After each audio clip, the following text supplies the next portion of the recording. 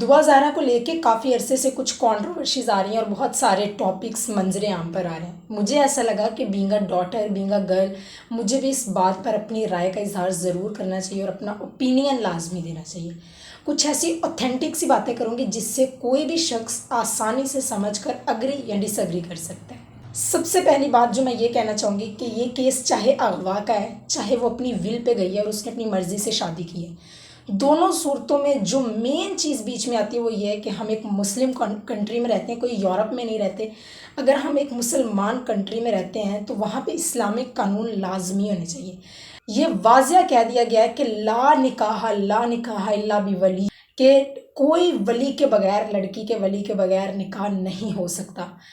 तो अगर वो लड़की चाहे अपनी विल पे गई है, चाहे भाग कर गई है, वो मौलवी जिसने उसका निकाह पढ़ाया है, पहली बात तो वो मौलवी नहीं होगा यकीन। अगर वो होता तो वो इस बात को, इस हदीस को या इस चीज़ को लाजमी जानता कि वली के बगैर निकाह नहीं होता।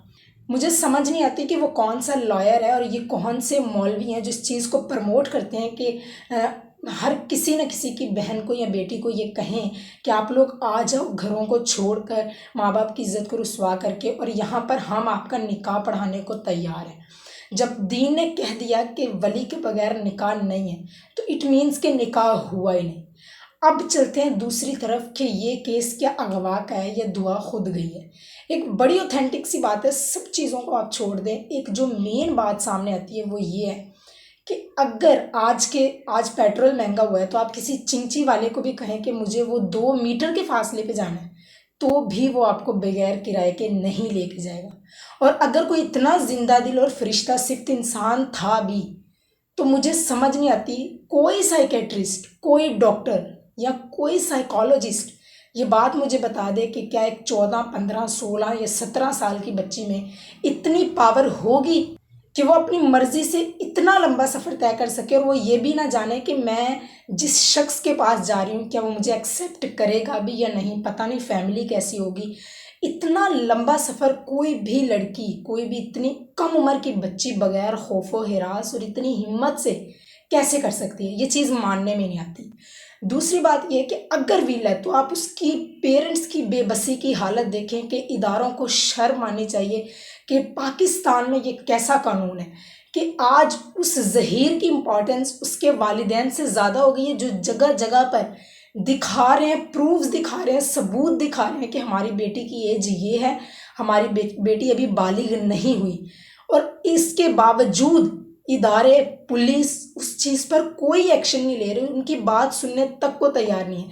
इनफैक्ट कि एक बार उनकी बेटी को उनके पेरेंट्स से मिलने की इजाज़त नहीं है। आप खुद सोचें कि किस कदर घटिया निज़ाम पाकिस्तान हो चुका है कि एक मुस्लिम कंट्री में कितना काला और कितना गंदा सिस्टम है कि जहाँ पे कई रोज़ से एक बाप दर बदर बग़ैर किसी एग्रेशन के, बग़ैर सब्र का पैमाना लबरेज किए हुए, बग़ैर गालम गलोच के अपनी बेटी के दिफा के लिए जगह जगह पर दर बदर ठोकरें खा रहा है, थका नहीं है, हर किसी को इंटरव्यू दे रहा है।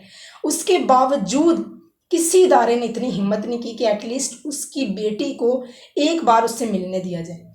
और अगर इन सब चीज़ों को छोड़ें तो अगर इस्लाम को सामने रखें तो निकाह किसी सूरत जायज़ नहीं है। दूसरी बात, मैं ऐसा नहीं कह रही कि बहुत सारे लोग होंगे जो कहेंगे कि जहाँ पेरेंट्स गलत जगहों पे ज़बरदस्ती रिश्ते तय कर देते हैं।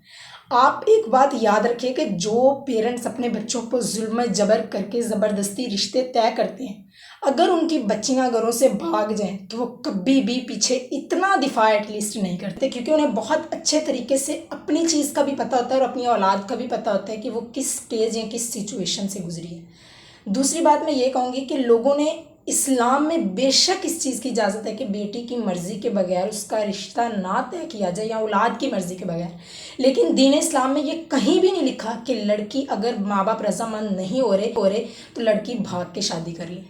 और पॉइंट ये भी यहाँ पे आता है कि उस बच्ची की 14 साल वो जो एज है, यकीनन जो उसका बाप दिखा रहा है वो बिल्कुल ऑथेंटिक है, क्योंकि इतनी जल्दी कोई भी फेक डॉक्यूमेंट्स तैयार नहीं करवाता। फर्स्ट डे से उसका बाप उसको उसके जो ओरिजिनल डॉक्यूमेंट्स है वो दिखा रहा है। और कहीं भी 14 साल की बच्ची इतनी समझदार नहीं होती कि वो अपना अच्छा और बुरा जान सके या अपनी विल पे वो शादी कर सके।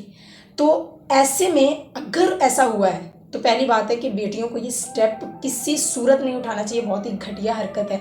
लेकिन दूसरी तरफ ये भी देखा जाए कि उस बच्चे की इतनी एज नहीं थी कि उसे इतनी समझ हो। अगर इन केस उससे ये गलती हो गई है और वो ये स्टेप उठा बैठी है, तो भी कानून नाफिज करने वाले इदारों को चाहिए कि उस बच्ची को एटलीस्ट उसके पेरेंट्स के हवाले करें।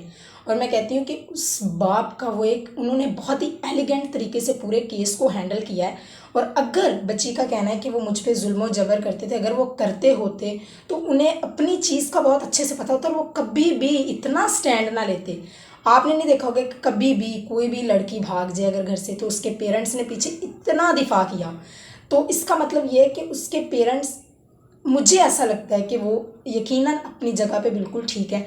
और दूसरी बात ये है कि उस बच्ची का कहना है कि मेरा 3 साल और कुछ माह से ज़हीर के साथ रिलेशन था, तो यकीनन वो तब से था जब बच्चे को इतनी भी समझ नहीं होती कि जिस चीज़ में मैं जा रहा हूँ उसमें मेरा नुकसान कितना है।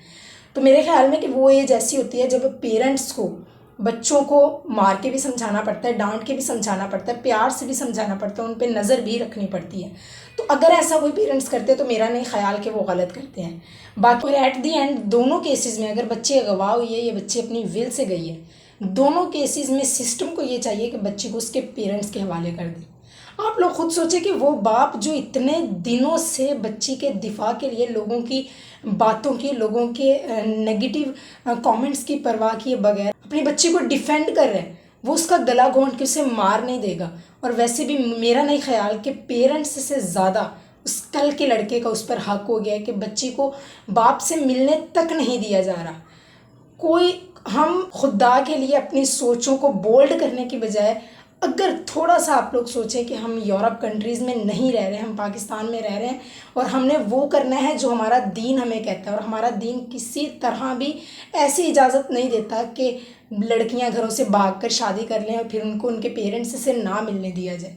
सो ये सारी बातें थी being a daughter, being a girl. मुझे ऐसा लगता है और मेरा ख्याल है कि लड़कियों को भी यही चाहिए। और अगर पेरेंट्स इतना जुल्म जबर करते हैं तो किसी ट्रस्ट हाउस का सहारा ले लें, किसी और चीज़ का, किसी इदारे का सहारा लेकर आप अपने आप को महफूज कर सकती हैं। लेकिन माँ बाप के जुल्म सितम तभी नज़र आते हैं जब आगे आपने एक शख्स रखा होता है और आपको वो नज़र आ रहा होता है। जब आपको वो नज़र आता है तब आपको पेरेंट्स फिर अच्छे नहीं लगते। तो इससे पहले कि आपको वो वक्त आए कि आपके माँ बाप आपको अच्छे ना लगने लगे और आगे एक शख्स, वो जो 10 दिन का, 20 दिन का, 2 साल के रिलेशनशिप होता है, वो माँ बाप से ज़्यादा इम्पॉर्टेंट नज़र आने लगे, उससे पहले अपने जज्बात, अपने इमोशंस, अपने हवास पे काबू करने की कोशिश करें। और थोड़ा सा पेरेंट्स से भी कहूँगी कि बचपन से अपने बच्चों को दीन इस्लाम ज़रूर पढ़ाएं। उन्हें ये समझ होनी चाहिए कि क्या चीज़ गलत है और क्या चीज़ ठीक है।